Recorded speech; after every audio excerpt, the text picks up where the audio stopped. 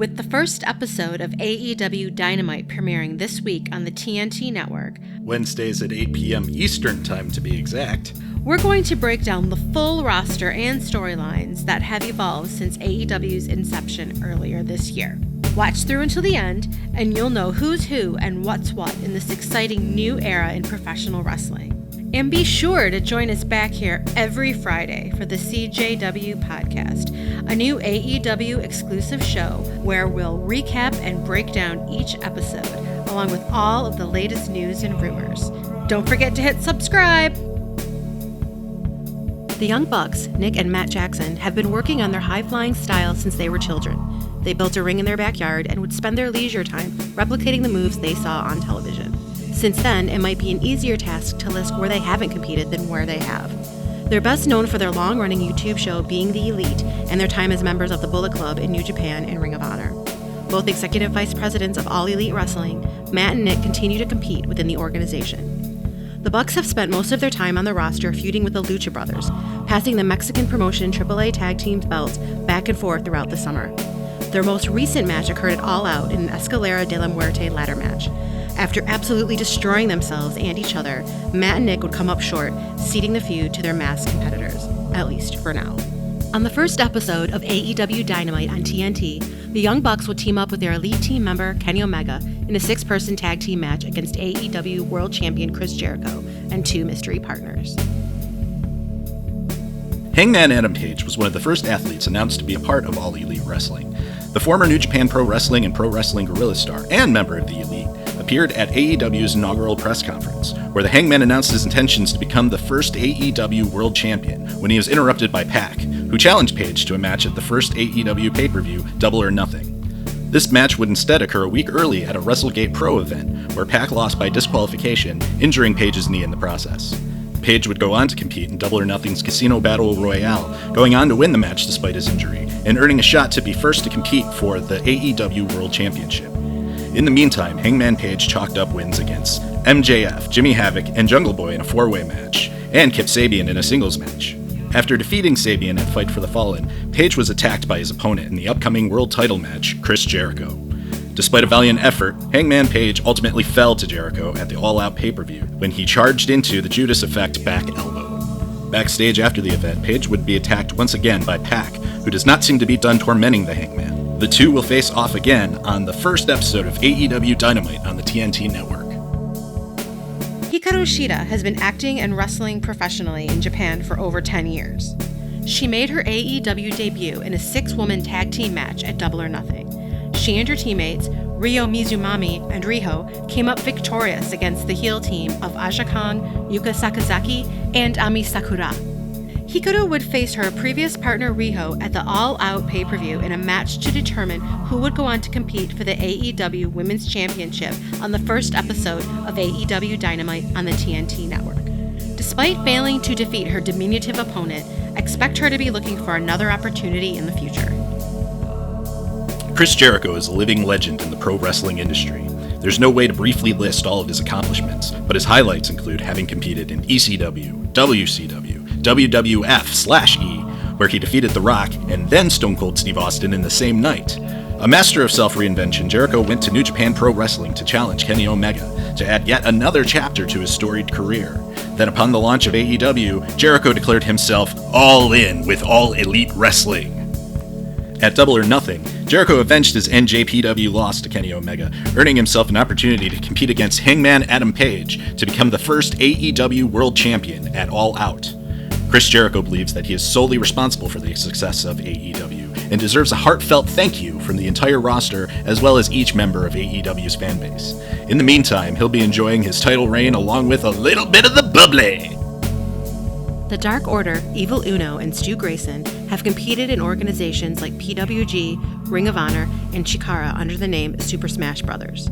Now a part of AEW, the Dark Order made their introduction at the Double or Nothing pay-per-view. After a tag team match between the Best Friends and Angelico and Jack Evans, the lights in the arena went out. When they came back up, the Dark Order appeared. The lights went out again. This time a platoon of masked minions appeared, and they destroyed their 4 spent competitors. The Dark Order would return at Fight for the Fallen, where they defeated Angelico and Jack Evans and Jurassic Express in a 3-way tag team match. At All Out, this heel tag team earned a first-round bye to automatically advance to the second round of the upcoming tag team tournament. They did this by defeating the Best Friends. Post-match, they attempted to abduct their opponents with the help of their minions. However, while walking back up the entrance ramp, the lights went out, and when they came back on, new AEW signee Orange Cassidy appeared in the ring to help save Angelico and Jack Evans. CIMA has spent the bulk of his 20-plus year career competing in Japan's Dragon Gate promotion. Last year, he stepped aside to found OWE, Oriental Wrestling Entertainment, a new promotion stationed in China. CIMA has joined the All Elite roster and partnered his OWE promotion with AEW's. At Double or Nothing, CIMA brought along fellow OWE wrestlers T-Hawk and El Lindemann to team against the tag team SCU in a losing effort. CIMA would then challenge SCU member Christopher Daniels to a singles match at Fyter Fest, this time coming up the victor. At Fight for the Fallen, CIMA came up short against the cleaner Kenny Omega. Leva Bates has been wrestling on the indie scene since 2006. She's known for her cosplay-inspired ring attire. She got nationwide exposure on WWE's developmental organization NXT, where she was used as enhancement talent. Wearing an X-Men-inspired yellow and blue costume, Leva was called out to the ring as that girl in the blue pants. Her obvious excitement and enthusiasm permeated the audience, who broke out into chants of "Blue pants! Blue pants!" Calling AEW her home, Leva is now the Librarian, not to be confused with the other Librarian, Peter Avalon. Sometimes rivals in cross-shushing showdowns and sometimes supporting each other in ringside matches, it remains to be seen how they will continue to interact with each other in the future. Cody was born into wrestling royalty as the son of the American Dream Dusty Rhodes. A two-time Georgia Collegiate Wrestling state champion, Cody would switch gears to professional wrestling. After achieving multiple tag team and intercontinental championships within WWE, Cody would find himself creatively stifled with his Stardust gimmick, and would ask for his release from WWE as a result. Redubbed the American Nightmare, Cody blazed a trail through the Indies, Ring of Honor, Impact Wrestling, and New Japan Pro Wrestling. Along the way, he befriended the Young Bucks and became a member of the Elite. Now as Executive Vice President of AEW, along with fellow Elite members Matt and Nick Jackson and Kenny Omega, Cody continues to compete in-ring at the top of his game. Cody's first match for AEW couldn't have been more personal, as he battled his brother Dustin Rhodes at Double or Nothing. Though the brothers had battled side by side and as opponents many times throughout their careers, few would say that their business in the ring was settled. After a blood-soaked battle, Corey scored an emotional victory. After the match, Cody pleaded with his older brother to team with him one more time in a match against the Young Bucks at Fight for the Fallen. Though the Rhodes brothers were not victorious, they earned the respect of the Bucks, widely considered one of the world's greatest tag teams, after an intense matchup. At the Fyter Fest pay-per-view, Cody fought young up-and-comer Darby Allin. Despite giving Darby everything he had, Darby barely managed to absorb the punishment that Cody could dish out, managing to be saved by the bell in a time-limit draw. After the match, new AEW signee and friend of Cody, Shawn Spears, approached the ring and took Cody out with a single chair shot to the head. The impact of the chair opened a gouge in the back of Cody's head, which would take 10 staples to close. Cody and Shawn Spears would settle their differences at the All Out pay-per-view. Private Party made their tag team debut for AEW on the buy-in pre-show in a 3-way tag match against the Best Friends and SoCal Uncensored. While the tag team of Mark Quinn and Isaiah Cassidy would lose this match, they went on to score a victory against Angelico and Jack Evans at the All Out pay-per-view. Their celebration would be short-lived, as their fallen opponents would brutally attack Mark and Isaiah after a show of respect. Private Party are scheduled to face the Young Bucks in the first round of the AEW Tag Team Tournament. Shawn Spears made a reputation for himself in the independents, as well as WWE's former developmental organization, Ohio Valley Wrestling, and the revamped ECW, before achieving notoriety on NXT under the name Ty Dillinger. Shawn asked for his release from WWE's SmackDown brand earlier this year, and soon after entered the Casino Battle Royale at the Double or Nothing pay-per-view. Soon after, Spears would officially sign with All Elite Wrestling. While discussing AEW's newest acquisition, Executive Vice President Cody described Shawn as a good hand who would be valuable as a trainer to the young guys on the roster. Spears took exception to Cody's words. Cody was describing someone nearing the end of their career, and Shawn saw himself as someone at the top of his game. Spears would pay Cody back for this disrespect in the form of a devastating chair shot to the head at Fyter Fest. Spears would go on to prove the effectiveness of his in-ring skills by pinning the man that Cody had previously failed to beat, Darby Allin, during a tag match at Fight for the Fallen. Adding an additional personal element to their upcoming match at All Out, Shawn sought out the services of Tully Blanchard as an executive advisor. Tully was a founding member of the Four Horsemen, the legendary pro wrestling stable, who were often at odds with Cody's father, Dusty Rhodes. At All Out, Shawn had Blanchard in his corner, while Cody chose his best friend, Maxwell Jacob Friedman, MJF, in his corner. Blanchard showed the AEW audience why he was considered one of the dirtiest players in the game throughout the match, cheating liberally and deliberately. Combined with Spears' in-ring skills, it appeared that Cody was outgunned. Ultimately, Tully's former Horseman teammate, Arn Anderson, hit the ring and nailed Spears with his signature spine buster. Tully, in shock by his former friend's betrayal, followed Anderson backstage, allowing the match to continue without further interference. Now a fair fight, Cody would emerge victorious. Dr. Britt Baker, DMD, is an actual honest-to-goodness dentist. Not a gimmick like Isaac Yankem, though I hear he's an actual mayor now, but a real practicing dentist who can fix your teeth after kicking them in. Britt premiered for AEW at Double or Nothing, winning a 4-way match against Nyla Rose, Kylie Rae, and the last-minute addition, Awesome Kong. She would then team up with Riho at Fight for the Fallen against Shoku Nakajima and Bea Priestley. Dr. Baker suffered a concussion early in the match after some brutal kicks delivered by Priestley. Dr. Baker would attempt to get her revenge against Bea during the Casino Battle Royale at All Out. Don't expect the tension between these two to diminish anytime soon. Darby Allin transitioned from a professional skateboarding career to one of pro wrestling. In just a few short years, Darby had made a reputation for himself. Just this past June, after a match with Allin, none other than Jon Moxley praised him in front of an indie crowd, saying, "That was one crazy match, because Darby Allin is one crazy bastard. I didn't even know who this guy was before this week, but I'm telling you right now, you better be damn grateful that you got to be here tonight and witness Darby Allin. Sometimes crazy equals money, and Darby Allin is going to be a big star real soon." Darby would go on to prove Mox correct just 2 weeks later at the Fyter Fest pay-per-view. In a match against Cody, Allin took the American Nightmare to a 20-minute time limit draw after absorbing a series of increasingly sickening bumps. Despite enduring an immense amount of damage, Darby refused to succumb to pinfall. While this was overshadowed moments later by Shawn Spears wrecking Cody with a vicious chair shot, Darby had already cemented his place within AEW. At the following AEW event, Fight for the Fallen, Darby would team with two of AEW's other hardcore madmen, Joey Janela and Jimmy Havoc, in a 6-person tag match against an unlikely heel team of Shawn Spears, MJF, and Sammy Guevara. Throughout the match, Janela and Havoc dismissed Allin's abilities, likely due to his smaller size, and refused to tag him in. Ultimately, Allin managed to steal a tag, but would take the pin from Shawn Spears. Janela and Havoc would blame Darby for the loss, attacking him backstage over the L in their rankings. They would meet again in a 3-way hardcore match dubbed the Cracker Barrel Clash at the All Out pay-per-view. Luchasaurus, Jungle Boy, and Marco Stunt all competed in the Casino Battle Royale at Double or Nothing, but would join forces at Fyter Fest in a tag team which would come to be known as the Jurassic Express. One of the most popular acts in AEW, Jurassic Express has met defeat at the hands of the Dark Order and SoCal Uncensored, but have the chance for redemption as they face the Lucha Brothers in the first round of the AEW Tag Team Tournament.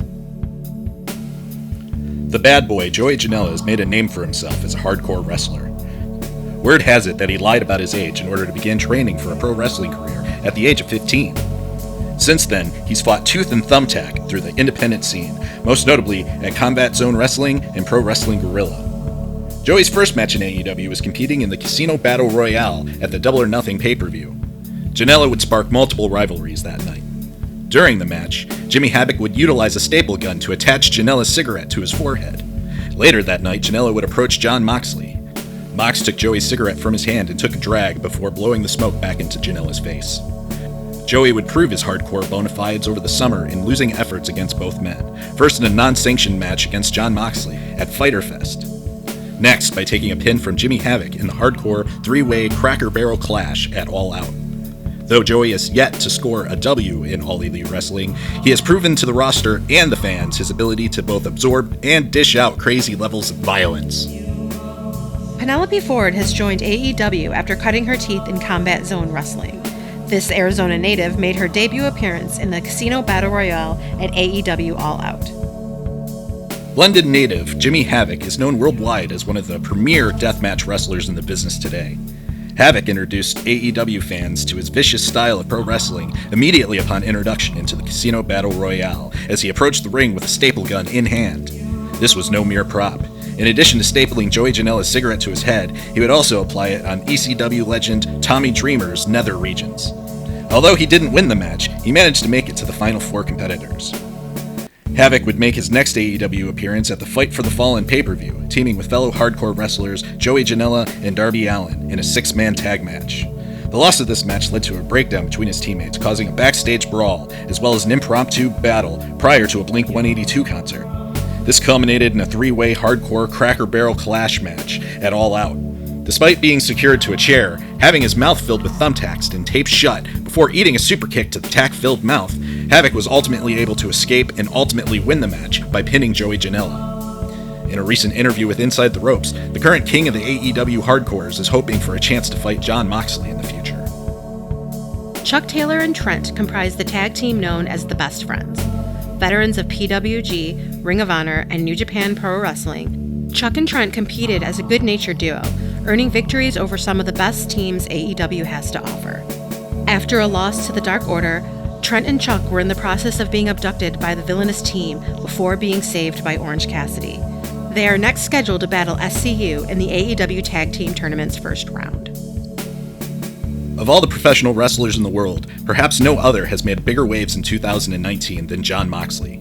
Mox hit worldwide stardom after a hardcore career in the Indies when he co-founded the stable The Shield in WWE under the name Dean Ambrose. Finding his career in the E creatively stifling, Moxley allowed his contract to lapse. Returning to his persona from his independent wrestling days, Jon Moxley created an avalanche of speculation over where he would end up next. Would he focus on acting? Go back to his indie roots? Journey to Japan and reinvent himself? Jump ship to AEW? The solution to the mystery was all of the above. Moxley made his presence felt at Double or Nothing after the main event by storming the ring and laying waste to both Chris Jericho and Kenny Omega. He saved the majority of his aggression for the latter as he beat Omega all the way back up the entrance ramp, on top of the stage decor, then throwing Kenny off of the top. Backstage after the event, Mox promised the beginning of a paradigm shift. Afterwards, he turned down the Young Bucks' offer to join the Elite and blew smoke in the face of Joey Janela. His next move was to win the International Wrestling Grand Prix United States Championship in his first appearance at New Japan Pro Wrestling, then head back to the US for some independent dates, and to shoot a role in a motion picture, then back to Japan to compete in the grueling G1 Climax tournament, proving his skills were horribly underutilized by his former employer with a series of great bouts, including a Match of the Year candidate against Tomohiro Ishii. In the middle of it all, Moxley fought Joey Janela in an unsanctioned hardcore match after the official matches at AEW Fyter Fest ended. Post-match, Kenny Omega would return the favor and mercilessly attack Moxley. This set up what would have been Jon Moxley's first official match for AEW at the All Out pay-per-view. Sadly, this bout would need to be postponed as Mox was diagnosed with a staph infection which would require surgery. Once Mox is finished healing, he'll be straight back to the grindstone, as in a couple of weeks he'll be returning to New Japan to defend his IWGP US title, while in the meantime appearing on the premiere episode of AEW Dynamite on TNT, and finally taking on Kenny Omega at AEW's next pay-per-view, Full Gear, on November 9th. Born in England, then residing in New Zealand, Bea Priestley wrestled some of the best women in the world throughout her career. Now signed to AEW, Bea has immediately proven her fierce aggression in the ring. Priestley teamed with Shoko Nakajima to defeat Britt Baker and Riho during the buy-in pre-show at Fight for the Fallen, and put in an impressive performance in the Casino Battle Royale at the All Out pay-per-view. The cocky young British cruiserweight Kip Sabian debuted for AEW at Double or Nothing, after a nearly 10-year career through international and independent wrestling organizations, most recently in a stint with Ring of Honor. His first match was a winning effort against Sammy Guevara. He would return at the Fight for the Fallen pay-per-view where he came up short against Hangman Page. SoCal Uncensored, or more commonly SCU, is a tag team comprised of pro wrestling veterans Scorpio Sky, Frankie Kazarian, and the fallen angel Christopher Daniels. The Good Nature Trio loves their home of Southern California, declaring each city outside of SoCal as the worst town they've ever been in. Their combined experience most recently brought them a victory against Jurassic Express at All Out, and are currently looking for tag team gold, starting from their first round fight against the Best Friends in the AEW Tag Team Tournament. Sammy Guevara is an arrogant young heel who, in 6 short years, has already built a storied career. He's fought for the NWA, Pro Wrestling Guerrilla, Lucha Underground, Major League Wrestling, and held the AAA World Cruiserweight Championship. He has also been seen on Being the Elite, generally being a sarcastic thorn in somebody's side. Sammy came up short against Kip Sabian at Double or Nothing, and teamed up with fellow bad guys Shawn Spears and MJF to defeat the hardcore trio of Joey Janela, Darby Allin, and Jimmy Havoc at Fight for the Fallen. Sammy will be in the very first match to appear on the October 2nd debut of AEW Dynamite on the TNT network against Cody. Riho began her wrestling career at the age of 9. Only 22 years old and already an in-ring veteran with over a decade of experience, it's not difficult to underestimate her abilities based upon her tiny stature. But size isn't everything, as evidenced by Riho's upcoming opportunity to face Nyla Rose for the right to be crowned the first all-elite wrestling women's champion at the inaugural episode of AEW Dynamite. Can she defeat a rival that's over twice her size? Find out October 2nd. Michael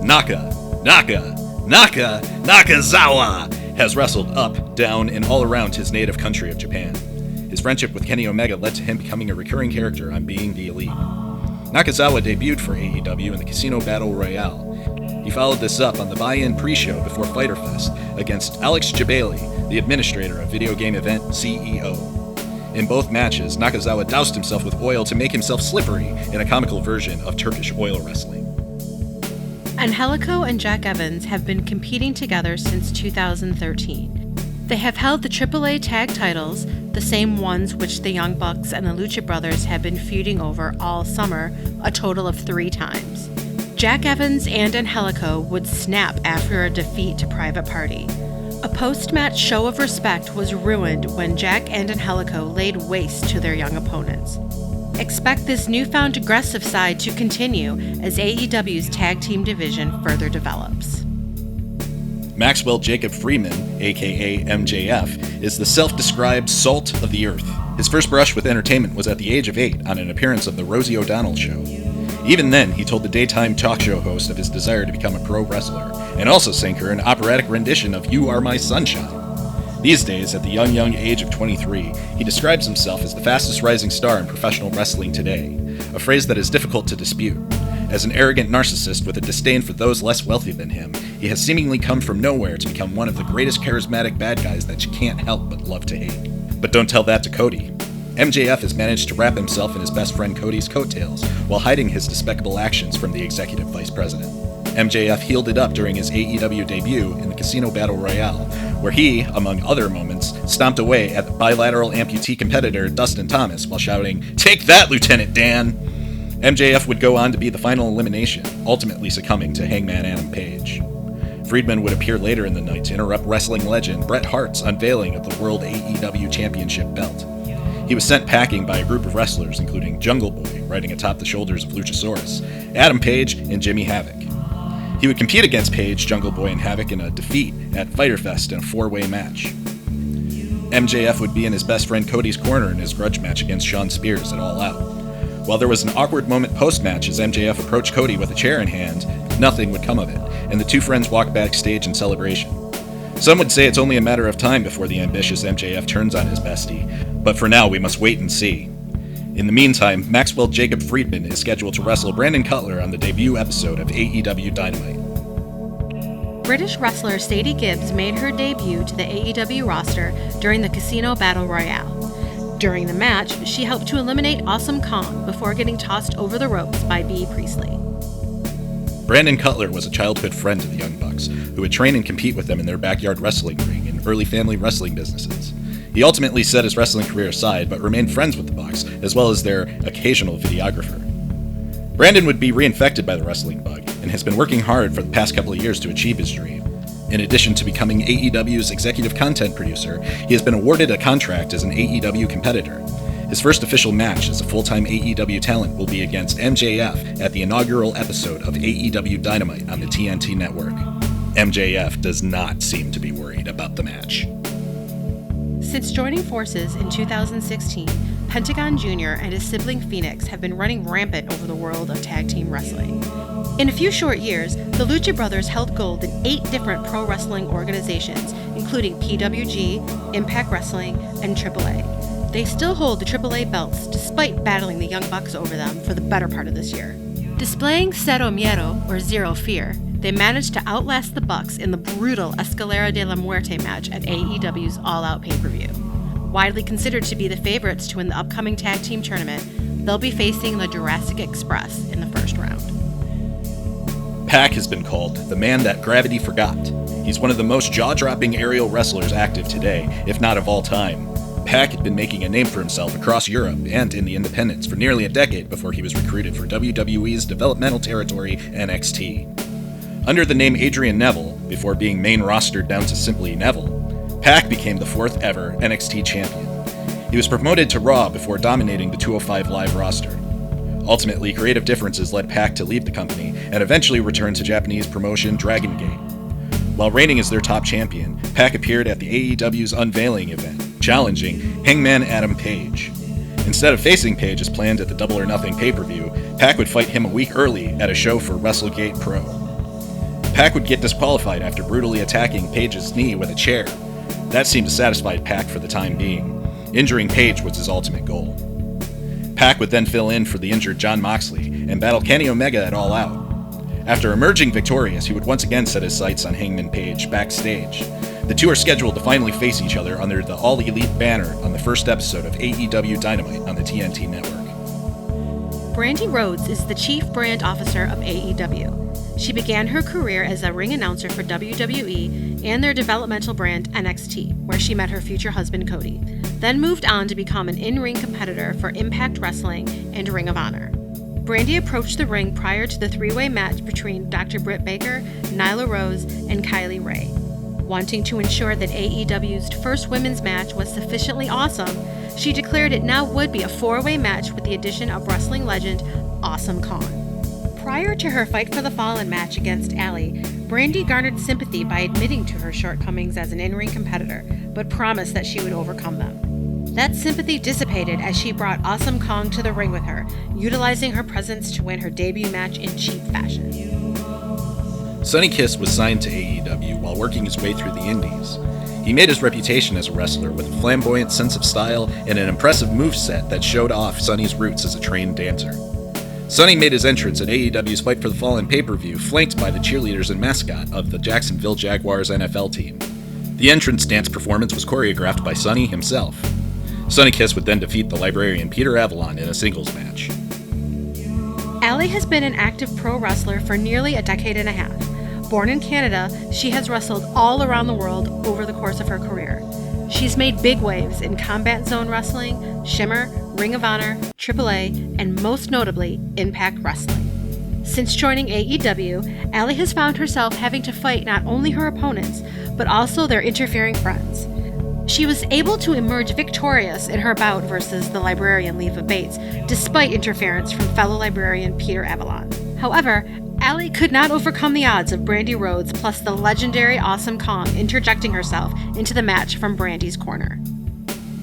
Peter Avalon has fought his way through not just the independent wrestling scene, but also appearing for Impact Wrestling and even on an episode of SmackDown Live. Now one of the 2 AEW wrestlers taking on the moniker of the Librarian, along with Leva Bates, Peter Avalon has made promoting reading his cause of choice. He seems to think the whole world is his personal library, and has no issue with shushing anyone who disagrees with him. Avalon appeared to have developed a crush on his fellow curator when he creepily accompanied Leva Bates to her match against Allie at Fyter Fest. Leva would return the favor at Avalon's match versus Sonny Kiss at the Fight for the Fallen pay-per-view, but she seemed to be more of a distraction than a help. Awesome Kong is perhaps the most imposing living legend in women's wrestling history. She has literally done it all in professional wrestling. From Japan to Impact to WWE and back, Awesome Kong has done it everywhere. When not wrestling, you can find her starring in Netflix's hit comedy drama series based on the 80s women's wrestling brand Glow, The Gorgeous Ladies of Wrestling. Brought into AEW and inserted into their first ever women's match by her friend Brandi Rhodes, Kong proved just how dangerous and intimidating she can be in ring. She also helped Brandi to a victory against Allie with more than a little rule bending. It took 3 women to eliminate Awesome Kong from the Casino Battle Royale. While there's little in this industry that she's failed to accomplish, look for Kong to set her sights on the AEW Women's title to add to her accolades. Freshly squeezed Orange Cassidy just can't seem to be bothered by the act of professional wrestling. His lackadaisical approach to the sport seems to involve using the least amount of effort to fight his opponents. Cassidy is reluctant to remove his sunglasses or even his hands from his pockets, even after the match has started. But don't let his lazy aura fool you. Often, luring his opponents into a false sense of security is his key to victory. Orange Cassidy has made his jump, or maybe hop would be a more appropriate term, from the independent scene to AEW when he appeared from a blacked-out arena to save the Best Friends after their match against the Dark Order at All Out. Nyla Rose has proven herself to be an intimidating force in AEW's women's division. In her first match, she speared the legendary Awesome Kong into the ring steps. During the Casino Battle Royale at All Out, Nyla proved to be a force of destruction by single-handedly eliminating literally half of her 20 competitors. Though she came up short against Riho in a triple threat match at Fyter Fest, she will get a chance to avenge that loss, this time with the AEW Women's Championship up for grabs on the first episode of AEW Dynamite on TNT. Kenny Omega is always in the conversation when debating the greatest wrestler working in the industry today. He's been recognized as the best of the best by Pro Wrestling Illustrated in 2018, a year after Sports Illustrated named him Wrestler of the Year. Omega's increasingly jaw-dropping matches against Kazuchika Okada in his run with New Japan Pro Wrestling have broken the 5-star scale used by pro wrestling historian David Meltzer. Their 2 out of 3 Falls match scored 7 stars out of a possible 5. A founding member of the Elite, Kenny has joined his friends the Young Bucks and Cody as an executive vice president of AEW. Unfortunately, being the best of the best may not be good enough, as Omega has racked up a solid string of defeats in his time with All Elite Wrestling. He lost his first match with Chris Jericho at Double or Nothing, and with it, his opportunity to compete to become the first AEW World Champion. He was then scheduled to face Jon Moxley at All Out, but instead, he was defeated by Mox's last-minute replacement, Pac. Kenny seems to be unraveling mentally as a result of his win-loss record. Hopefully, he can get himself back together in time to finally face Jon Moxley at the rescheduled match at AEW's next pay-per-view, Full Gear, on November 9th. Finally, let's talk about what happened after the Lucha Brothers defeated the Young Bucks in the Escalera de la Muerte match at All Out. As all 4 competitors took time to collect their bearings after their bodies were absolutely brutalized, 2 figures hit the ring wearing U.S. President masks. They continued to beat down all 4 broken men. The strangers removed their masks to reveal Ortiz and Santana, who formerly wrestled in Impact Wrestling under the moniker LAX. While they're not competing in the tag team tournament, expect them to continue to make their presence felt in the AEW tag team division. And with that, you're all caught up and ready to watch the first episode of AEW Dynamite. If you enjoyed what you saw, please give us a like and subscribe. Join us this and every Friday for the CJW podcast, where we'll continue to break down and analyze everything within the spectrum of All Elite Wrestling.